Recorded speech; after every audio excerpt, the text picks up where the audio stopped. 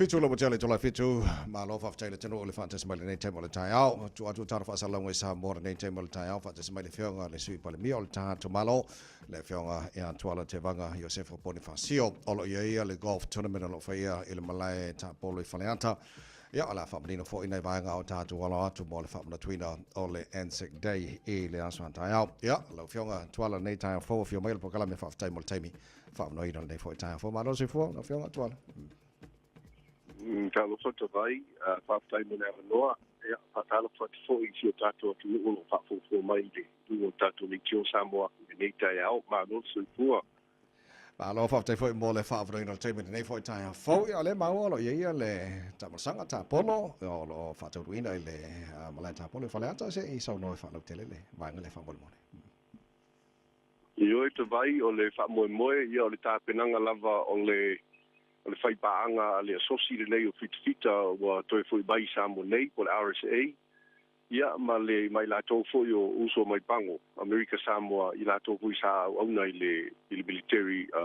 le United States. O tulanga masangi lava ia a ono ia so fa nei o le Anzac Day ia ta pe nei foi Samoa ta fortunu. Ia me se le asosi nei o le RSA. Ia i fa mana tuina o le aso ma di waile to tele e afe ma afe o fitfita i Kalipoli i le taua mua o le lalangi. Ia o le tulanga la leo lo ia i le tau nei ia leo o malanga mai ia msalo stemi nei e fio mai foi le fio el kovana Amerika Samoa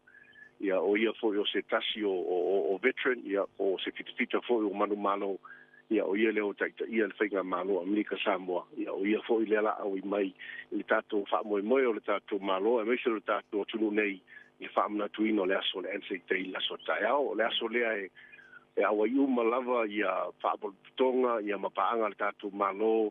wha le malo o le diplomatic corps ia mai foi e tuina mai lo lato wha alo ia awale i mana tu pea i lato sa fo i o lato soifua ia wale file mu ia ma se manuia o tato ai i nei vai tau no fanga tuala le tala no falo tele le famno twini o le Anzac Day la swata o tono Samoa o la sto tele lato o awai le golf tournament le tayo ia e tolu sfulu le malanga mai Amerika Samoa ia lo whapena ona tali el RSA ia e meise le tato kalaku mawa e foi o tsunami wala uloa i lea ta longa o le kaufi nei Samoa nei ia whapea foi i Amerika ia ma le Pasifika ia o tali malo i la le tsunami tau nei ia lea ua mai ale malu o le tau ia lea o le anga ia tuloa i lungo le malai ai fia whailoa le tulanga lea te bai e leo se ta alonga foi le tau ta alo le golf o le tanga polo o le fellowship lea ia po le sotanga leo lea e tāua tele mo i lātou sa awai li taua ona e maua i se avanoa e whailo ai e tuai foi inisi foi mai Samoa nei ia ma avea foi lea ma toa manga foi mo lātou ia maua pe lātou le fia ona tūlanga foi sa whenga e ma le taua ma tūlanga whapena ia le fo wa nga ai le malanga mai ia se matou fai me fatasi wa matou militino fatasi nei Samoa ia e mau e foi so lato fia ia fa pena foi to foi atu ia va fa au tiu te masania i Amerika Samoa to ala sa no le taua tele o le fo ia se fa betoa wa le ngata i tono Samoa la to fa pena fo New Zealand Australia ma America ma la langia to fa bon mole ia o le Anzac Day ia po le winga o lea upo le Anzac ia o le e wha winga i fita a New Zealand ma Australia o le na awa iatu i Kalipoli i le aso 25 o Apelila i le tausanga la tasiva 15 ia o le ana bawa e ai se whai numera o e na whano lato soifua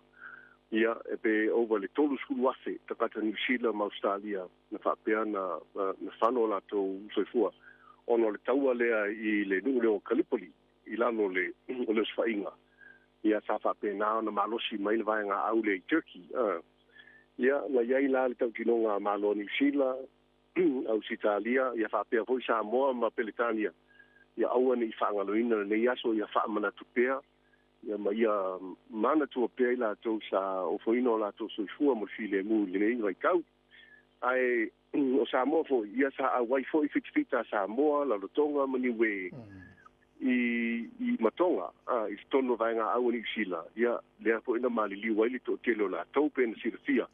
o la to swafa o lo iluma o le wati le town clock le o lo ia pia me teo fa penisio le wati e ngau le taimi ai le ai o le wati o lo o se memorial ia po se no fuanga ia e whaalongia ona o whaamanato I pea ona o Yesu afo la tau I lunga o le maa o lo tu ai luma ia o ina fo la whaatino ele sauninga tai au pe no iei tau sanga uma. Tuala maua o lo o Yesu malo whaalongia mai New Zealand a saunua whaptoa le soa tai au sauninga. Ia o le ngata le malanga mai o tatou uso fo I militeli mai I le malo sai ya lo whapena fo ina malanga mai ni sui o le militeli New Zealand ma Ausitalia ele aso tai au o le o taunu mai ia o nei o tangata maurunga fo I tono vaenga au ia o nisi fo o I latou sa avea ma whaise au I tono le militeli ia le ua whai latou ma sui o militeli New Zealand ma Australia I le sauninga le a tai au o lo iai fo I Palestine o RSA tai kasi mai New Zealand pe o le Palestine o le RSA I Napier I o sunga a John Purcell se fulu iwa tausanga o tautua ia John Purcell I le avea ia ma Palestine o le RSA Napier ma ua ova le tolu sul tausanga o Hawaii le Navy Palesi le tala e whaamomomoloto o lo leo a fio mai wa o mai John Purcell I Samoa ia I fia wheloa I longa ainga wa tolu sul tausanga talu mai o na alu le Navy ia e to wheloa I mono matua ia awa valus furu mon tupu tausanga lon soifua ia wa taunu mai nei Samoa ia wa maliu ona tua ia o lea lawa folo matu soaswangi fo isi uso ina ia maua se wheloa inga manisio lona ainga nei Samoa o papea fo ina malanga mai le Palestine o le RSA whakatane ia o le mato whainga paanga masani lava ia le fo awai mai ina ia whailo le whaaloalo I tūlanga o le Anzac Day nei Samoa. La whenga tuala whamalo whafte tele lava mō le nei tai au. Se paka naisi se maenga te whiasau no iei au le umata tātou pokalama nei tai au fo. Whafte ita vai o le tūlanga masani lava o le Anzac Day ia pe amata le dawn service. E whai le tāo le ono le tai au I lalo tonu lava o le tātou wati me o iei le War Memorial. Ia e amata le solo ia po le parade fo I le RSA e amata mai luma le falo le RSA I le kuata le ono ia e tala whengai lava mai tā le ono e o mai le parade ia amata I loa le tātou sauninga ia ina ua taunu mai le au mamalu le malo ia whapea fo I le fionga tamai tai pā le mia ia ma minsta o kapineta ma le whamasina sili le fōwhitalai ia ma malo whaalorngia uma o le awai atu le nei sauninga le aswa tai au ia a papia fo le o fa fo mai le tato atunu o le ngate I sila o Samoa nei tawala atu le nei fa salonga ia a fio mai ma tala mai au wa a mai al sauninga le tai au ia na patino fo le o le malu le tai au ia ma tata I fo I tato fa I leo